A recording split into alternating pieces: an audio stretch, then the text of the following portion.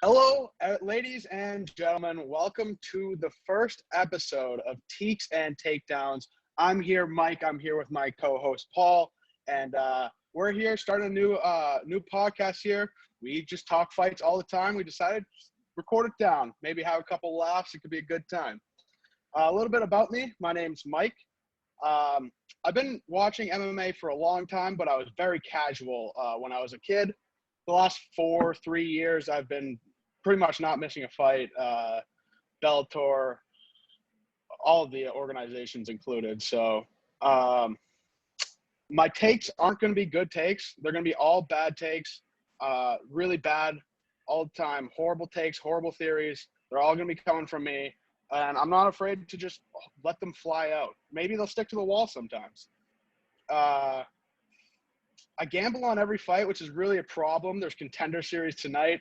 Will be gambling on them. Don't know who they are. Will be happening. But if you're looking for a much more technical side of this great sport we love, I'm going to switch it over to my man, Paul, and he can tell you a little bit about himself. Yeah, so my name is Paul. Keen was actually the one who got me into MMA, funnily enough. Been watching religiously for about 4 years. I think the first big card I watched and I was heavily into was DC versus Stipe 2. Massive Peter Yan fan. I had never really watched before besides that, maybe Connor fights, stuff like that. But before that, not really. Got super addicted to the sport, watching LFA, Bellator, Ryzen, everything, even kickboxing and stuff. And I went back and watched all the old Pride and stuff, just really love the sport. Started training the past 2 years, Muay Thai and BJJ, so I have a really solid technical foundation in both of those and provide some insight to the listeners. All right. Now you know a little bit about us. Let's hop into one of our segments that will be recurring every show. This is our smoke break fights of the week. These are fights that you got to miss a round or two of. Not a big deal. You can just keep going. This is the fight to miss. My pick this week, it's pretty easy pick for it, to be honest. It's Edwards Kim.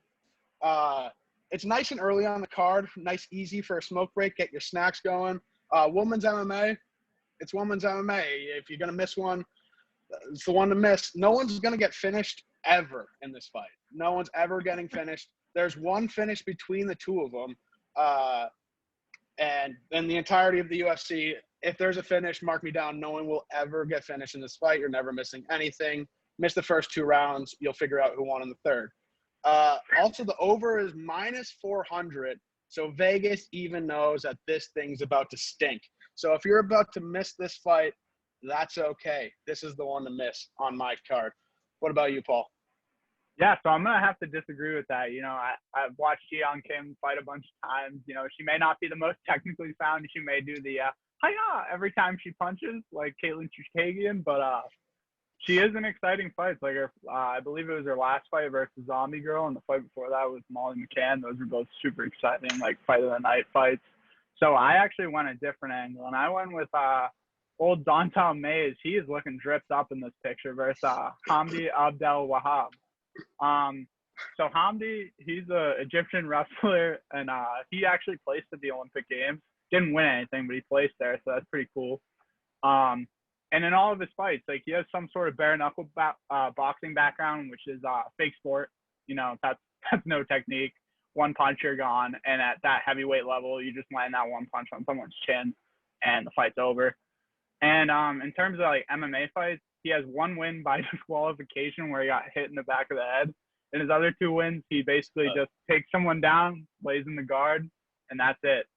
Dontal Mays, a.k.a. Lord Kong, he's a decent fighter. He's fought some decent opponents like Cyril Gane. He got heel hooked. Very exciting finish for Cyril Gane, but Dontal Mays didn't provide much.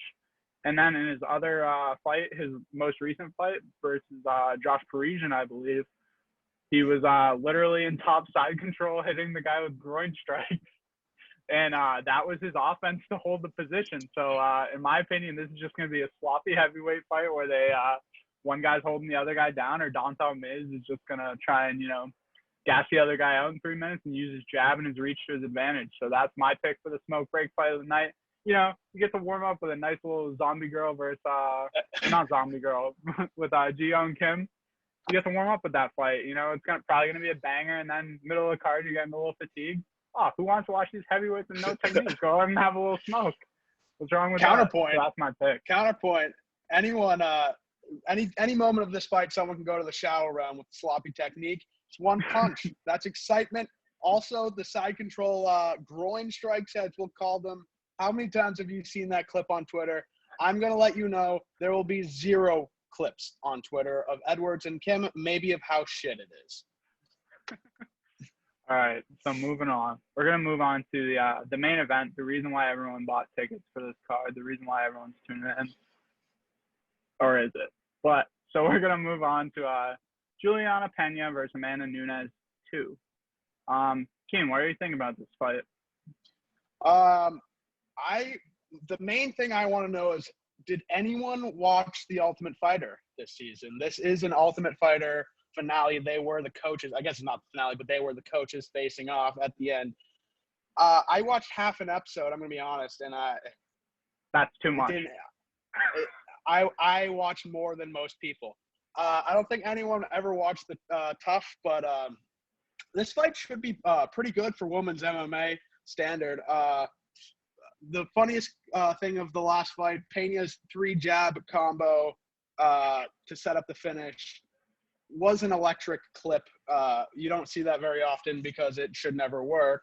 But, this fight should be fun because Pena actually has the balls to get in there and scrap with Nunes. You see people like Megan Anderson lose the fight before she even got in the ring. She's going to she has the balls to get in there. She's going to throw down. Nunes looked tough last time out. Faced the first adversity, and it didn't go well for her. She kind of fumbled. She tapped to something with no hooks in. I mean, I probably would have tapped too, but you're not supposed to do that. They're saying that she quit, but she could come in here, and if she gets a dominant win, it's big for her legacy. I think people will forget about what happened if she comes in and just steamrolls Pena. But on the other side, Pena with 2 wins over Nunes, what used to be the GOAT, you got to start throwing her up in the conversation up there. So it's really a big legacy fight for both women. It should be exciting to fight. It's just exciting to see. Yeah, I'm actually this fight's pretty exciting, and mainly because first fight, that was Amanda Nunes' first fight at 135 since Jermaine Durandamy in 2019 on that, I believe it was the Usman Covington 2 card, or if not, it might have been the Stipe DC 2 card. But either way, she hadn't fought there. She was just cleaning out non-contenders at 145. That's a fake division. Not even being an asshole. There's literally like 6 fighters there. And in terms of technical aspects, Nunes has the crisper hands, the crisper kicks, the better wrestling, the better jiu-jitsu game. But what I saw in that first fight was Pena had more heart. She wanted it more. She had better cardio. She was in better shape. And also Nunes' inability to just like fight patient and fight smart. She was going jab for jab with Pena. And, she could have tried and slip countered some jabs with right hands or step back, land some right hands over the top of the jab. But some really good things I saw from Pena was she had a really good half guard bottom game in that first round. She got taken down by Amanda Nunes, who has really good top game, really good submissions. I mean, she put Megan Anderson in a triangle and an armbar, and Pena was able to threaten that Kimura multiple times to either sweep or reverse from bottom half guard. So I was super impressed with that. And then also, she has solid basic boxing, nothing more than a jab and a right hand, but that will get you far in MMA. There's not a lot of fighters with a good jab, so we can appreciate that from Juliana Pena. And she has the cardio edge. Like, she comes in here, and maybe it's a rough first round, just like the last fight. She got dropped with the first calf kick she took. If she can take those shots for a round and push that pace on Amanda Nunes, I think she can take her down and do whatever she wants with Amanda Nunes. I mean, really, to not have enough cardio to tap to a second round, no hooks, rear naked choke, like, you can scramble out of that, not let them get that choke right away. I'm going to go with Juliana Pena in this one. Wow, big pick. I'm going to have to stick with them. I think she can come out here, get over that hump, and get it done here. She's coming in as a big favorite, I believe, as well. Yeah, but really though, this is an awesome women's fight, and I'm super excited for it. Competitive matchup.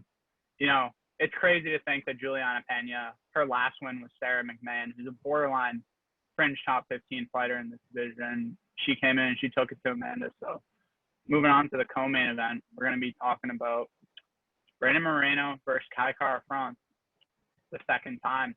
A lot of people don't know that this was a fight that happened in the first place, and it was super competitive. Kai Kara France took the first round. Has good boxing, good kickboxing, Dutch style. He has some of the best takedown defense I've frankly ever seen in the UFC, and he has very good submission defense. He had Bontarine on his back, who's probably the best Brazilian jiu-jitsu guy in the division. I think he's missed weight multiple times. He's a big flyweight, and Kai Kara France was able to get out of that and knock him clean out with his special overhand right that he's landed on Cody Garbrandt, Moreno, a bunch of guys. Askar Askarov, he hurt him with that. So I think this is a super competitive fight. I'm interested to hear what you have to say about it. Yeah, I mean, I really love both of these guys. I really hope neither of them lose. You know, that boxing match where they both land the punch at the same time, they both get knocked out. Kind of hope for one of these. I don't want to see either of them lose. I guess they would both lose, but this fight is going to be a banger. There is no way this fight is not a banger. You know, I feel originally thinking I think Moreno was going to use his size and length, a little bit of wrestling to pretty much beat Kai Kara France, but thinking over the fight, Kai, he does something new every time that I just don't expect to happen. I didn't think he would get past Askarov. His takedown defense was impeccable, and he did it, and he looked well doing it. Kai Kara France is coming in at a plus 170. I kind of like that line. It's going to be a tough fight for him again, but he keeps winning these tough fights. It's hard to doubt him. I could see it going either way. I do like the line at Kai Kara France at plus 170. Yeah, I would have to agree. I really like Kai Kara France in this spot. You know, in my opinion, City Kickboxing is the best team, and if not, they are top 3 best teams. All their fighters have outstanding takedown defense. I mean, even a guy like Dan Hooker, the only guy that was really able to take him down and hold him down was Islam Makhachev, and that guy's a different breed. You look at the rest of the guys, they're phenomenal. Izzy, all those guys were amazing. So really great to see from that team, and I tend to lead towards Kai Kara France in this matchup. Moving over to Lewis and Sergey. Yeah, so moving on to we can edit this out. Okay. Cut this out. I might just do it if it's fucking cheap, honestly. See. Yeah, fuck it.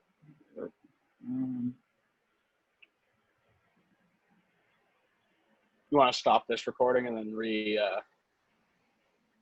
Should I? And we can cut that. Yeah, and then we'll cut that and then just go right into Derek Lewis and Pavlovich. So stop recording. We got Derek Lewis versus Sergey Pavlovich. A super intriguing fight and super weird because Sergey Pavlovich has had a really weird career. Came into the UFC undefeated out of Russia. You know, a lot of those guys, they're kind of just beating up on Russian cans, probably guys who Putin can't spare meals for. So Pavlovich came in, really padded record, won a couple fights, and then he had to face Alistair Overeem. And this wasn't the Overeem who was getting body kicked by Volkov and just enduring that horrendous beating. This was Overeem with a little bit left in his career, and he used his ground game and beat Pavlovich. But since then, seen Pavlovich rebound with a couple W's. He looked really good in his last fight. Bit low volume, but, I mean, volume's not really a concern when you're fighting Derek Lewis. I mean, you could find anyone with more volume than that guy. It's just in this fight, someone has to be going down because these guys have a horrific amount of power. And you look at Derek Lewis, UFC all-time knockout leader.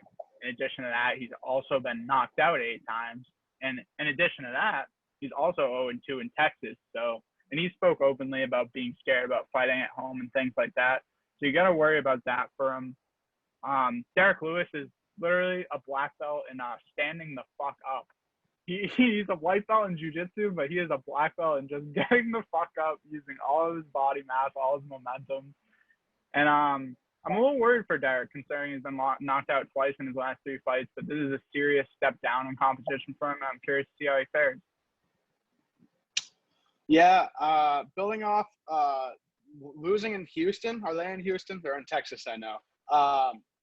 He needs to win this fight, I feel like. I mean, he had a big win against Blades not too long ago, but after losing to Barbie Girl Milkman, I think he needs to win this fight, and it's kind of a little bit of a tough matchup for him. You never want to get the Russian guy. It's always scary trying to fight the Russian guy, but his last name does not end in OV, so he could be, in fact, a fake Russian. I've been really just itching for a Derek Lewis like post speech, my balls are hot type kind of moment. I need one of those, and so that means I need Derek Lewis to win this fight. He's a slight underdog here, coming in at plus 105. I don't necessarily love the line. However, I think I'm going to take it because only one punch here is going to matter, and if he lands it, it is double happiness for me. However, if Pavlovich walks out with a funny hat, we're switching our bet immediately. If he's walking out with the Russian dead animal hat, all bets must be switched to him. He is never losing that fight at that moment. And that's my betting breakdown on the fight. It really could go either way. It's pretty much who lands one. But it should be a very exciting heavyweight matchup here. Yeah, I mean, Keen knows me. He knows I'm a massive fan of any fighter where their last name ends with OV. They're from the Caucasus region. They're from Russia. That's my type of fighter. They got the funny hat. I'm all over it.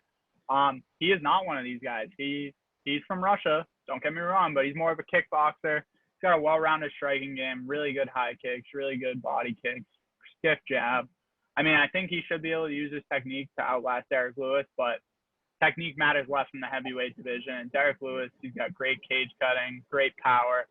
He's the UFC's all-time leader in knockouts for a reason, and I see him taking this fight. I mean, Pavlovich hasn't had enough fights. You know, he's 15-1, but a lot of those fights are outside the UFC against regional competition, and he doesn't really have a good win inside the UFC. So I'm taking Derek Lewis in this as a slight underdog, but could be horrifically wrong.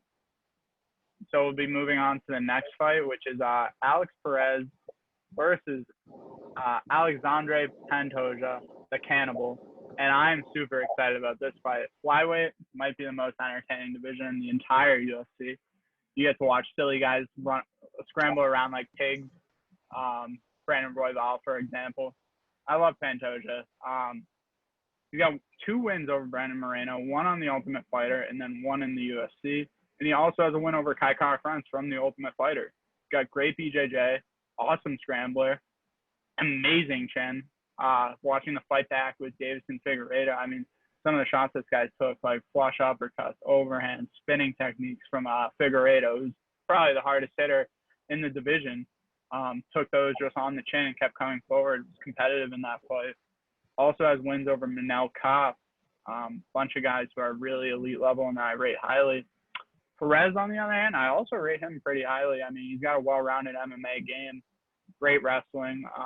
Was doing well versus Figueiredo in the fight with his wrestling. Figueiredo grabbed the cage, kind of got away with that. You know, me and Keen like to say you get 2 free grab the cages before they take a point. So, and Figueiredo was able to lock in that guillotine and end the fight. But Perez has great low kicks. I mean, he knocked out Jussier Formiga with low kicks to the point where he was like, I just don't want to, I can't continue in this fight. And there's very few guys who can do that in the UFC, so I rate that. But being finished by the freaking corpse of Joe Benavidez is not a good look for anyone. I mean, that guy has T-Rex arms. He's an older fighter. He's a legend, but he literally lost like 6 title shots, so I don't rate that too highly. And he also left his neck open for that guillotine against Figueiredo, and a guy like Pantoja, he'll snatch that up in a second. Yeah, looking into this fight, looking into it, I was like, why Perez? Why haven't I seen him fight in a long time? It's because of the cancellations. He has not fought in about 2 years. That's not his fault entirely. He's booked about 5 fights. None of them they've all fallen through. None of them have worked out. So I am excited to see him fight. I mean, we haven't got to see it in a long time. These are 2 high-level guys. Maybe not champion contenders yet. They could easily get back up there, especially with a big win over whoever wins. Yeah, it's gonna be a fun fight. Both high level guys. Little pill fist, they would still beat the shit out of me. But we're probably looking towards an over here. Well, you never know. You never know. Yeah, I mean, I would be sweating my ass on that over, but I'm really excited for this fight. Yeah. I really like Pantoja, and I really think he's been kind of done dirty by the UFC. I believe he's only lost to Askarov and Figueiredo in his last couple fights. And he's got, like I said, 2 wins over Brandon Moreno in the past, a win over Kai Kara-France, a win over Manel Kape. You know, when is it going to be time to start putting this guy in that title shot conversation? I mean, I think he should be fighting someone better than the 8th-ranked fighter who hasn't fought in 2 years. I also say over here, though, you know, looking at the Vegas line, they're both close, slight favorite, slight underdog. They're predicting a back-and-forth fight. You know, it's going to be tough to get a finish on each other.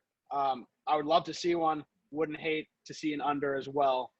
My gut instinct just says it's going to be a close one, and it's going to go 3 rounds. Right. So moving on to the next one, we have my boy, Magomed Ankalaev versus Anthony Smith, who's also my boy. I like both these guys, you know. And it's rare for me to like 2 light heavyweights. Like, that division is kind of, although it's getting back to the point where, like, it's entertaining again. So it's good to see that. But Ankalaev, you know, he's one of those classic Russian guys like Khabib, like Fedor, like Islam, combat sambo background, you know. These guys are basically doing MMA with, like, headgear when they're, like, 15. You know, they're just a different breed. He's got great counter punching. He likes to be on that back foot, finding his shots. Against Dalcha, he landed that beautiful front kick and then just surge forward with the right hand, finish the fight. He's not really a high volume guy. You know, in the Thiago Santos fight, he couldn't find his counters because Thiago likes to back up most of the fight and also likes to counter punch. So that was tough. He's low volume, not throwing a ton of strikes, and he has great takedown defense. Like, you're not taking Ankalaev down. And then Anthony Smith, you know, this is a guy who I honestly wrote off. Like, they booked him versus Devin Clark, and I was like, I think this is a tough fight for Anthony Smith. Devin Clark's a good wrestler. Anthony Smith lost his fight to Rakic due to wrestling, lost a lot of his fights due to wrestling. I was like, you know, Devin Clark might get this on him, but he's really improved his skills, I feel, which is rare for a fighter at his age. But he's added good boxing, a good low kick. He's got really good bottom game, but he really does struggle in the wrestling department. And I'm a little intrigued with this matchup because you don't really see Ankalaev going out there and wrestling a lot. But I'd like to pass it off to you.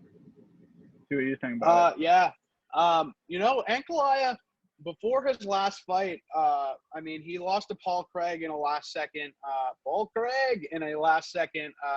submission, but Paul Craig's going to get you. After that, he went on a run where he looked pretty unstoppable. He had his moments here and there where he had some adversity, but coming out with wins every time. His last fight, he kind of looked it looked a little harder for him. That being said, I mean, Anthony Smith has also looked very impressive. I'm not going to lie. I was not a Glover Teixeira believer, and when he lost to him, I also kind of wrote him off. In hindsight, I looked like an idiot. That's another idiot take. Glover went on to win a championship, and that loss does not look so bad. And he has 2 very impressive wins, really proved that he was just higher level in both fights. So this is going to be an interesting fight. Ankalaev is a very, very low-paced fighter, but that should be he'll be able to get through all 3 rounds. I think it's a 3-round fight. Looking at the lines here, Anthony Smith comes in at a plus 350. I don't expect him to win this fight, but plus 350 seems a little much for me. I do expect an Ankalaev by decision victory, but I do not hate a sprinkle on a plus 350. That is a large number. I could see him winning this fight. I see him more as a plus 180 to 210 range. Yeah, I mean, I can agree with that statement. You know, my biggest thing with Anthony Smith is he's a finisher, you know, great submission game. He can knock you out. That guy's a dog on the feet. I mean, he fought while his teeth were falling out and handed him to the ref because he still wanted to win that fight. It's hard to finish that guy. I mean, he's been finished, but it's hard to. And additionally in that, he's got 1 inch height advantage, 1 inch reach advantage, especially for a guy like Ankalaev that likes to counterpunch and stay on the back foot. When he's at that reach disadvantage, it's going to be a little harder, and Anthony Smith might be able to do a little good work with that jab. So super intriguing matchup. I love the matchmaking by the UFC, and I'd love to see Anthony Smith back up in that elite tier fighters. So we'll be moving on to our fry picks of the week. So, Keen, would you like to get us started on this? Yeah, so our fry picks of the week, these are picks, they're not in the Vegas books, but they should be. Hopefully one day we can get them there. They're just picks that we see happening during this card. Have a little fun with it, and we'll put a couple fake numbers to see how likely they are to happen. I'll start it off first with my first fry pick of the week. It's going to be Anthony Smith to lose a tooth. I'm going to say it's around plus 300. It probably will not happen, but we have seen Anthony Smith lose a tooth. And once you lose it once, it's never going to be the same. It's going to come out again. So we're going to lock in that bet at plus 300 for Anthony Smith to lose his tooth. What do you got, Paul?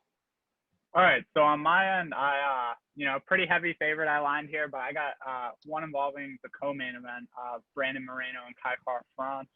I got Brandon Moreno to spend his entire performance bonus on Legos for himself and his kids at minus 500.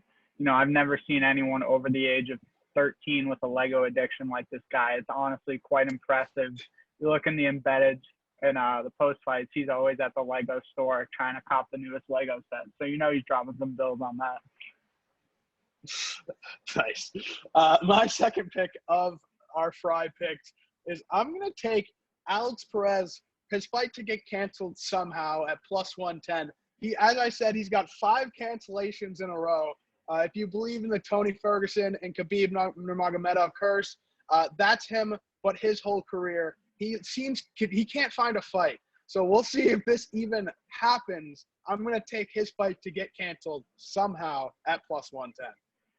Yeah, I'm really liking that line. I think he missed weight one time. Matt Schnell missed weight, or maybe even one of them made weight, but they were just obviously dying on the scales. So they're like, all right, this is got to scrap, and then fights just falling out because fighters are always injured. So I like that line. I would definitely sprinkle on that. But on my end, we got if Juliana wins the fight, Juliana Pena, the odd that she'll commit a horrifically cringe post-fight celebration is plus 400 because, she's a plus 250 underdog. So we got to add some juice on that.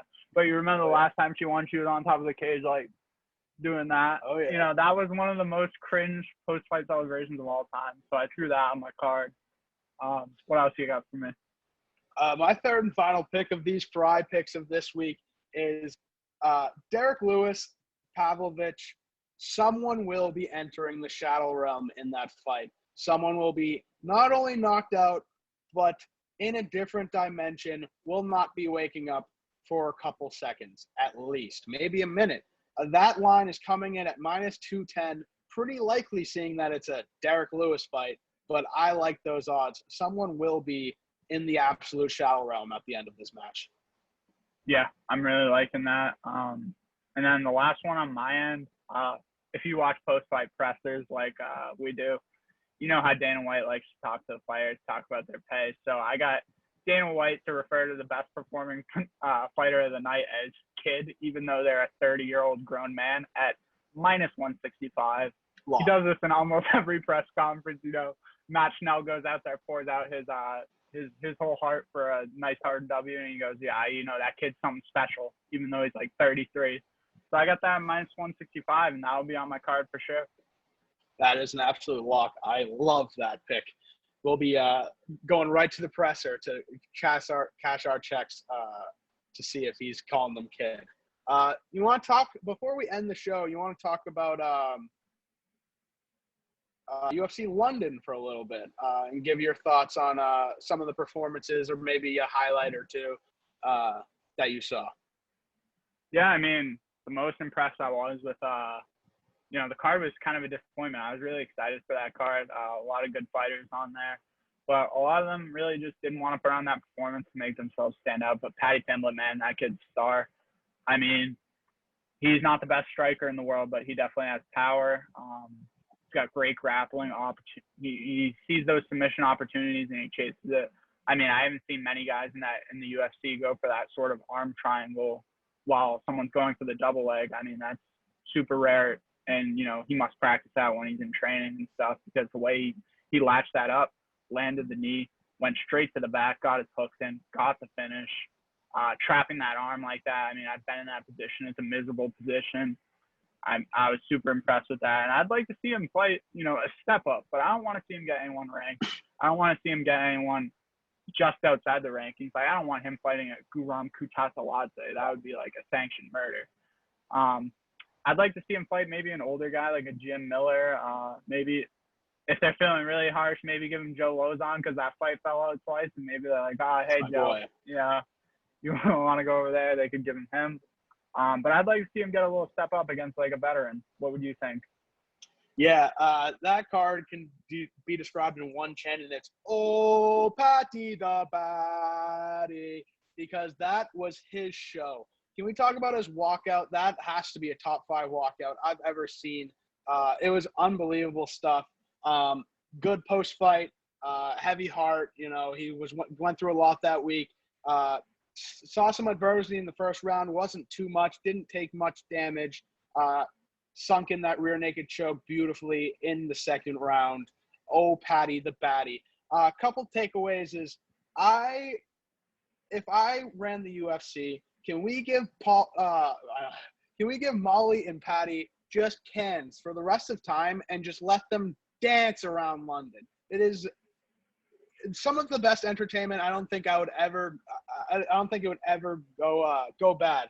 Just give them cans in London and just let them do their dance. Molly's absolutely blackout drunk before Patty even gets out on the stage. It's unbelievable to watch.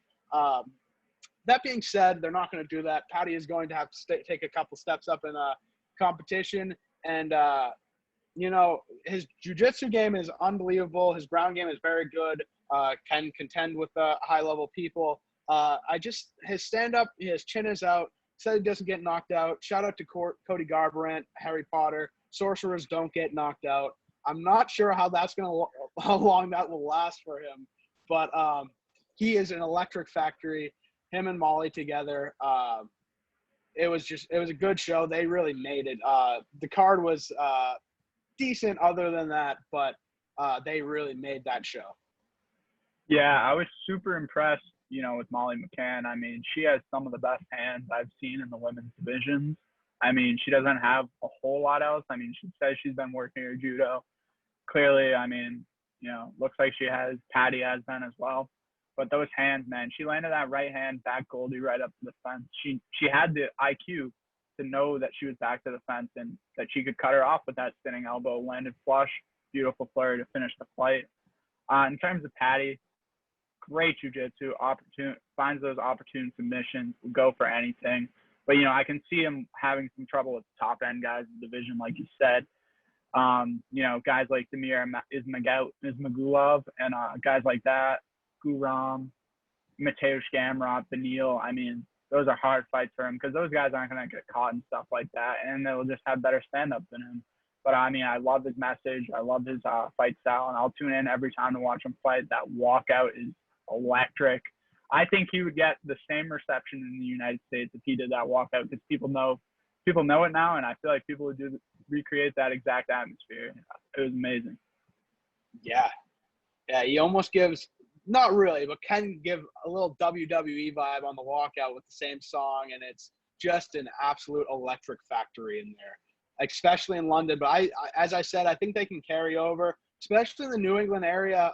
They're Barstool athletes, and Barstool's absolutely huge in the New England area. So if you see them Madison Square Garden or up in Boston,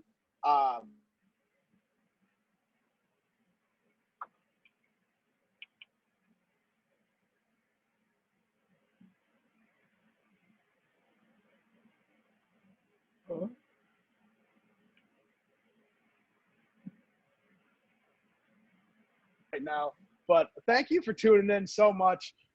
This has been Teeks and Takedowns in the first episode of the show.